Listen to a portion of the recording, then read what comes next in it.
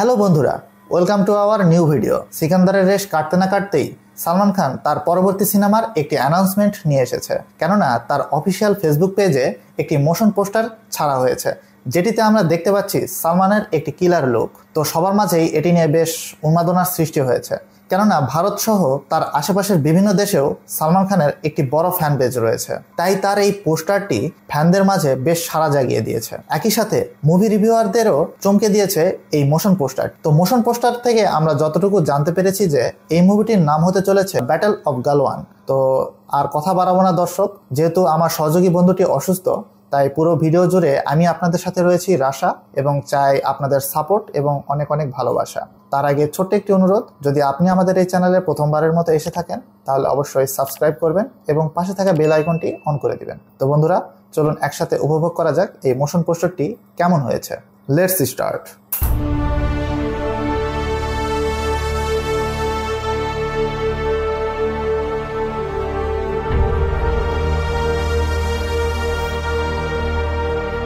Oh, okay, nice.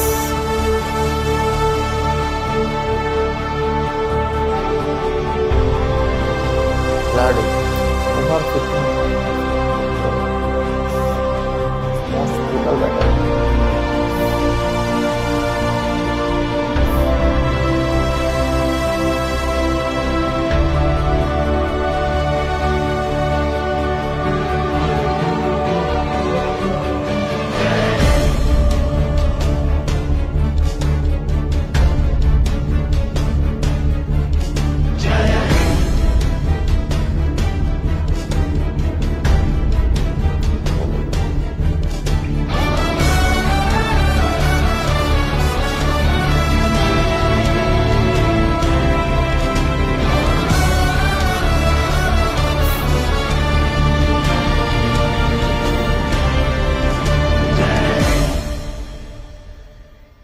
তো বন্ধুরা, দেখে নিলাম এই মোশন পোস্টারটি।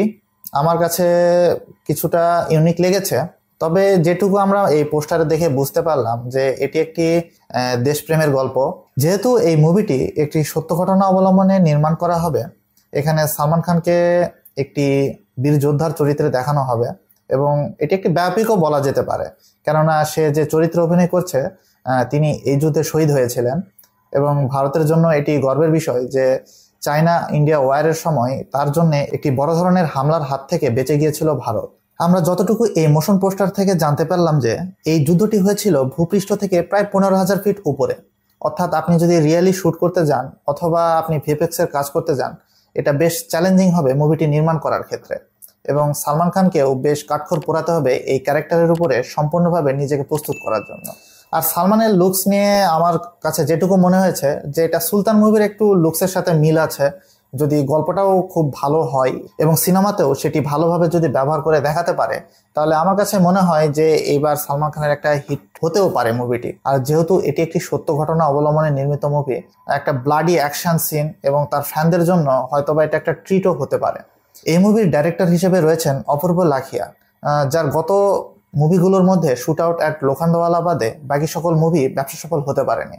আপনি জাঞ্জির বলুন বা তুফান অথবা শুট আউট অ্যাট ইস্তানবুল, এই মুভিগুলোর গল্প বাস্তবধর্মী এবং ইউনিক হওয়ার পরেও দর্শকদের কাছে খুব একটা জনপ্রিয়তা পায়নি। তাই বলতে গেলে যে একই সাথে ডাইরেক্টর এবং হিরোর একটা কামব্যাকের সম্ভাবনা রয়েছে এই মুভির দ্বারা। আর উল্লেখ্য যে এই মুভিতে মিউজিক কম্পোজার হিসেবে রয়েছে আমাদের সকলের পরিচিত হিমেশ রেশামিয়া। আমরা যতটুকু জানি যে তার গত মুভিগুলোর মধ্যে অনেকদিন ধরেই সে খুব একটা নাম ডাকের ভিতরে নেই, অথবা হাইপও তার সেরকম ভাবে নেই। অর্থাৎ তারও একটা কামব্যাকের সম্ভাবনা রয়েছে এই মুভির দ্বারা। এই মুভিটি যদি ব্যবসা সফল হয়, একই সাথে অনেকগুলো কামব্যাক হবে। তো দর্শক হিসেবে আমার যতটুকু মনে হয়, যদি এই মুভির গল্প এবং চিত্রায়ন যদি খুবই ভালো হয়ে থাকে, তাহলে তাদের একটা কামব্যাক ঘটবে।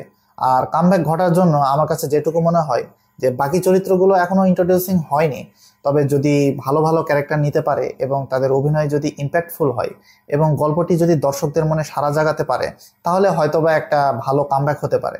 যেহেতু এই মুভিটি একটি বাস্তব গল্প থেকে নেওয়া এবং এই মুভিতে একটা ব্রুটাল অ্যাকশন সিন রয়েছে এবং ব্যাটেল রয়েছে, তো সালমান খানের ডেডিকেশন হতে হবে অনেক হাই। আরেকটি বিষয় এখানে উল্লেখ্য যে সালমান খান যখন মুভি করে থাকে, তার পরিচিত ব্যক্তিদেরকে মুভিতে সে অভিনয়ের একটা করে জায়গা সুযোগ করে দেয়। এবং আমার কাছে মনে হয় না যে তার যদি একটা ভালো কামব্যাক প্রয়োজন হয় তাহলে এটা না করাটাই শ্রেয়। কেননা পরিচিত ব্যক্তিদেরকে সে মুভিতে নিয়ে আসুক সেটা ঠিক আছে, কিন্তু এখনই না, একটা ভালো কামব্যাক হোক, সে ভালো একটা মুভি সবাই দর্শকদেরকে দিক। মুভিতে ভালো অভিনয় করার দক্ষতা এবং ভালো ভালো ক্যারেক্টারের প্রয়োজন রয়েছে। একটা মুভি যদি ভালোভাবে ব্যবসা সফল হতে চায় তাহলে অবশ্যই ডাইরেক্টরের স্ক্রিন প্লে অনুযায়ী কাস্ট নেওয়াটা আমি জরুরি বলে মনে করি।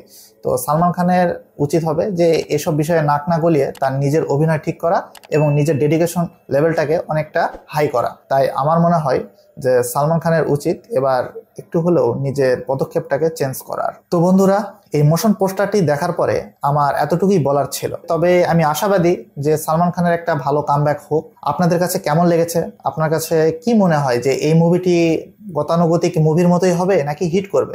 তা অবশ্যই নিচে কমেন্ট করে জানিয়ে দিন। আর আজকের ভিডিওটি যদি আপনার কাছে ভালো লেগে থাকে অবশ্যই লাইক করবেন এবং পরিচিতদের সাথে শেয়ার করতে ভুলবেন না। আজকে আমি আপনাদের মাঝ থেকে বিদায় নিচ্ছি। তো দেখা হচ্ছে পরবর্তী কোনো ভিডিওতে। সে পর্যন্ত সকলেই সুস্থ ও সুন্দর থাকবেন।